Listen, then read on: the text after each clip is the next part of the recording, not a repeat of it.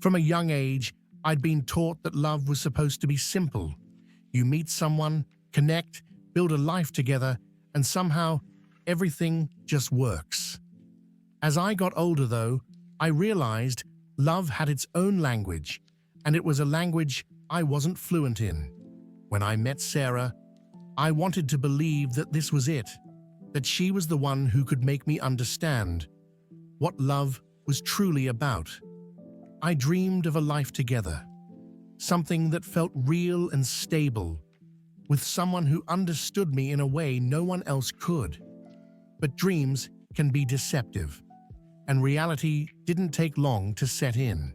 The truth was, I'd always carried this hidden fear that I'd mess things up, that I'd somehow fail her, or even worse, that she'd eventually see through me and realize I wasn't what she'd hoped for. I wanted to be everything she needed, to live up to the image of the perfect partner. But each time we struggled, each time our lives pulled us in different directions, I felt my confidence erode, little by little, and that fear stayed with me, casting a shadow over every interaction. Part of me doubted that love like ours could survive the pressures of life, especially the financial ones. I worried about my job and my lack of status, haunted by a feeling that I wasn't providing the life Sarah deserved. And while she never once pressured me about money, that didn't stop me from feeling that somehow she might grow tired of waiting for me to find my footing. The problem wasn't just our relationship. It was my own inner conflict. I couldn't let go of the idea that success was a measure of worth. It drove me to overwork, thinking that the answer to everything lay in my career, in gaining stability, and in achieving the status I thought a husband should have. But while I was focused on my own ambitions, my relationship with Sarah was quietly slipping away from me. When I first met Sarah, it was as if everything I'd been searching for suddenly fell into place. She was smart, compassionate, and had a way of seeing the world that drew me in. With her, the simplest things felt extraordinary. A late-night phone call, a long drive with no destination, or even a quiet Sunday together could feel like the highlight of my week. Sarah had this warmth that made me feel I was right where I belonged. And in those moments, I didn't need anything else. But as time went on, the thrill of being together started to mix with an undercurrent of tension I couldn't quite shake. I'd promised myself I'd be the best partner I could, yet I often felt I was coming up short. I didn't always know how to open up, to share the parts of myself that felt messy or vulnerable. Sarah would ask me to let her in, to tell her what was really going on in my head, but my instinct was always to hold back. I didn't want her to see my insecurities, or know that despite my confidence, I was still finding my way. We tried to be there for each other, but it was clear we were moving at different paces. Sarah seemed ready for something steady, something that felt like a foundation for our future. Meanwhile, I was still trying to carve out my own path, juggling responsibilities and dreams that sometimes felt too big for me. And as much as I cared about her, the weight of what I couldn't give her grew heavier by the day. Our conversations became more careful, like we were both afraid of saying the wrong thing. We could still share moments of laughter and connection, but beneath the surface, doubts started to creep in. I began to wonder if my fears were becoming a self-fulfilling prophecy, if by holding back, I was already putting up walls between us. The day Sarah moved away felt like watching a part of my world slip out of reach. We promised each other we'd make it work. After all, people said long-distance relationships could be a test of commitment. We told ourselves that if we could stay close despite the miles, it would only strengthen our bond. But as the days turned into weeks and weeks into months, I began to feel the distance in ways I hadn't anticipated. At first, we made every effort to stay connected. Our calls were long, and our texts were filled with little updates about our days, keeping each other looped in on the details that made us feel close. But over time, something changed. Our conversations, once so lively and easy, began to feel strained. The excitement in her voice was harder to find, and I knew I wasn't sounding like myself either. Talking became a balancing act, like I was trying to hold on to her but couldn't ignore the growing gap. The worst part was that our calls began to feel like a chore. I hated that word. It felt like a betrayal to even think it. But there it was, lingering in the background. I started worrying about what to say, about keeping her interested, about pretending everything was fine. And I could sense she was doing the same, trying to keep the spark alive even when we were both exhausted by the effort. There were times I'd look forward to our calls less and less, feeling guilty but unable to change how I felt. The simple truth was that I missed her more than I could put into words, but that ache turned into frustration. I found myself getting irritable over little things, like how long it took her to reply, or how different her life seemed from mine now. I knew deep down that none of this was her fault, and yet I couldn't help feeling like the distance had become more than just physical. We were still together technically, but the closeness was slipping. I began to wonder if maybe, despite all our efforts, our relationship wasn't strong enough to survive this. It was a thought I pushed down, trying to ignore. But the harder I tried to fight it, the more it seemed to come back. The conversation about ending things wasn't something that happened all at once. It started with small hints, both of us saying things we hadn't said before, leaving pauses in our conversations that neither of us dared to fill. There was a sadness that had seeped in, a mutual exhaustion, from pretending that the distance hadn't changed anything between us. Deep down, I knew this wasn't the way a relationship was supposed to feel, but admitting it out loud felt like admitting failure. One night, after a long, uncomfortable silence, Sarah finally spoke the words we'd both been avoiding. "Maybe we're holding on too tightly," she said, her voice barely above a whisper. I could hear the pain in her voice, and I knew she was hurting as much as I was. The idea of letting her go felt like tearing out a part of myself, but in that moment, I also felt a strange sense of relief. It was as if, for the first time, we were both being honest about how much this was weighing on us. The truth was, neither of us wanted to be the one to let go. We'd invested so much time, so many hopes and dreams in each other. Letting go felt like losing a part of myself I wasn't ready to face, but as hard as it was to accept, I realized that holding on to Sarah out of fear of being alone was selfish. I couldn't keep asking her to wait for a version of me that I wasn't even sure I could become. I knew that she deserved more than what I was able to give her right then. So, with a heavy heart, we made the decision to end things. We said goodbye, each of us with the understanding that this was for the best, even if it didn't feel that way in the moment. I kept telling myself that time would heal the wound, that we'd both move on and find happiness in our own ways. But as I hung up the phone, the reality of it hit me. I had let go of someone who had once meant everything to me, and the emptiness left in her place was deeper than I could have imagined. In the months following the breakup with Sarah, I found myself wandering through life in a daze. It felt strange to wake up each day without the anticipation of hearing her voice. I buried myself in work, thinking that perhaps keeping busy would help dull the ache in my heart.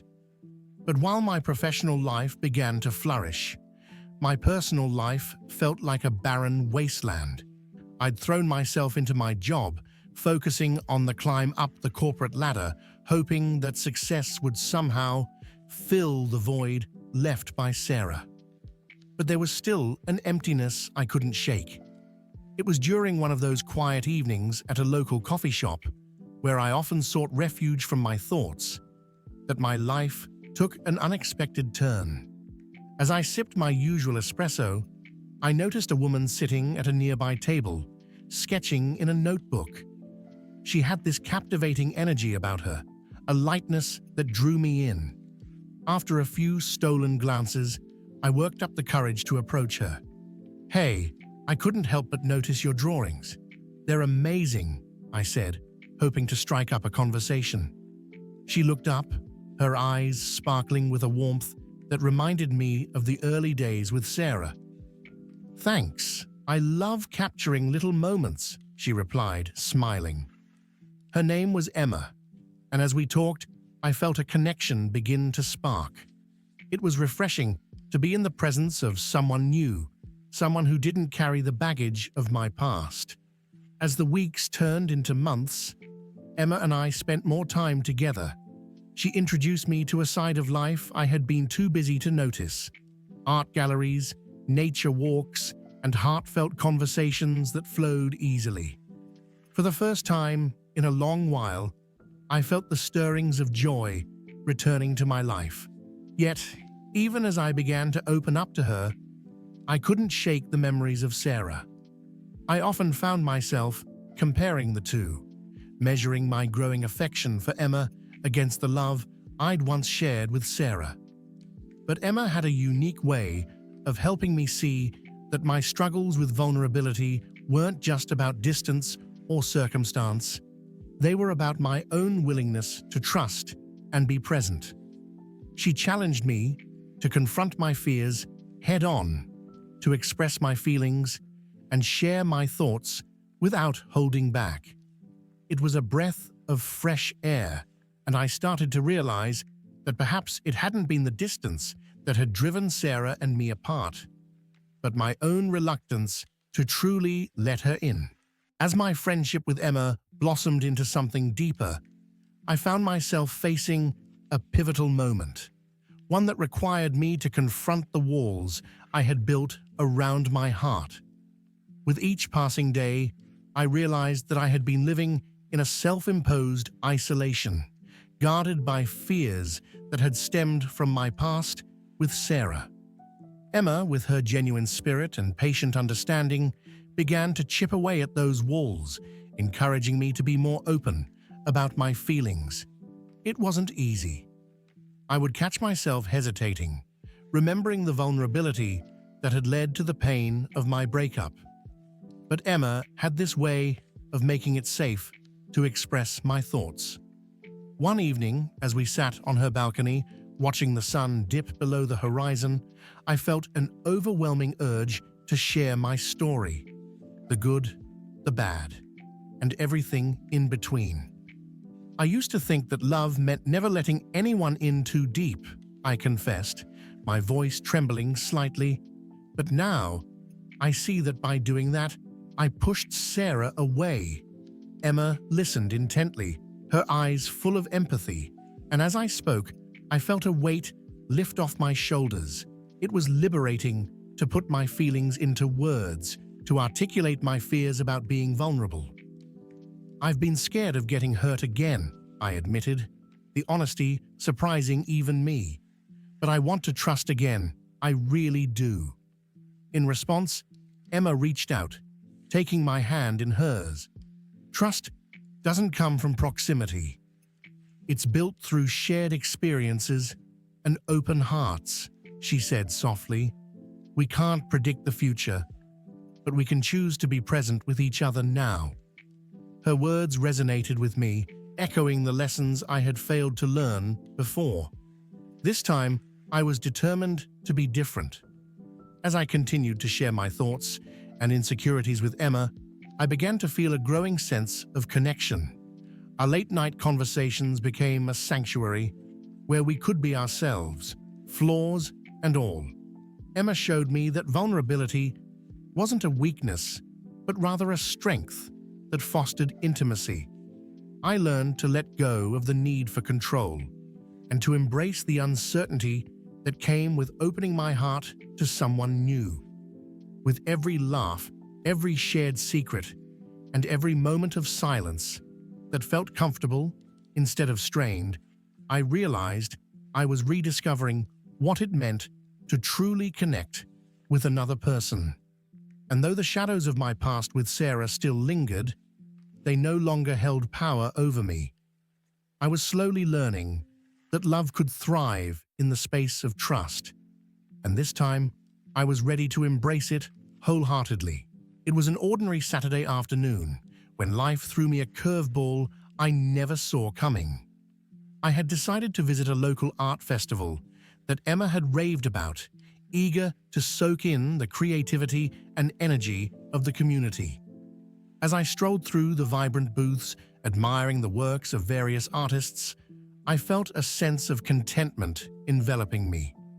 My life was starting to feel whole again, filled with promise and joy. Then, amidst the crowd, I caught a glimpse of someone familiar. It was Sarah.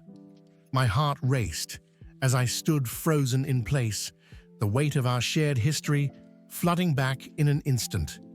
She hadn't seen me yet, but I could hardly breathe as I took in her presence. She looked different, more confident perhaps, with a lightness in her step that I hadn't noticed before. It was strange to realize how much I had missed her, despite the pain we'd endured. Gathering my courage, I decided to approach her. As I walked closer, I couldn't help but feel the swirling emotions, excitement, anxiety, and a tinge of nostalgia. When Sarah finally turned to face me, her eyes widened in recognition, and a soft smile broke across her face. "Michael," she breathed, almost incredulously. "Hey, Sarah," I replied, my voice steady, despite the rush of feelings threatening to overwhelm me. We exchanged polite pleasantries, reminiscing briefly about old times.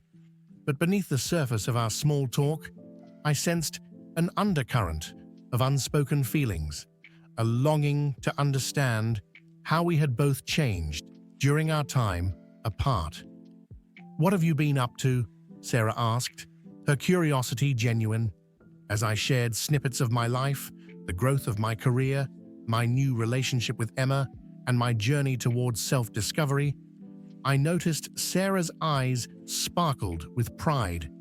It struck me then how far we had both come, how our paths had diverged, yet remained intertwined in ways I hadn't anticipated. When it was her turn to share, Sarah opened up about her own experiences. She spoke of travels, new friendships, and the lessons she had learned since our breakup.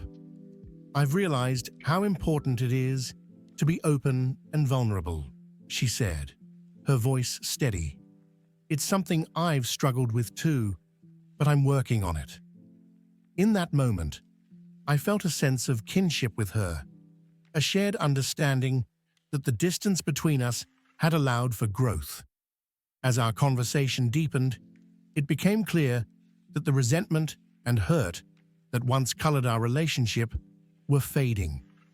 We weren't the same people we had been when we broke up.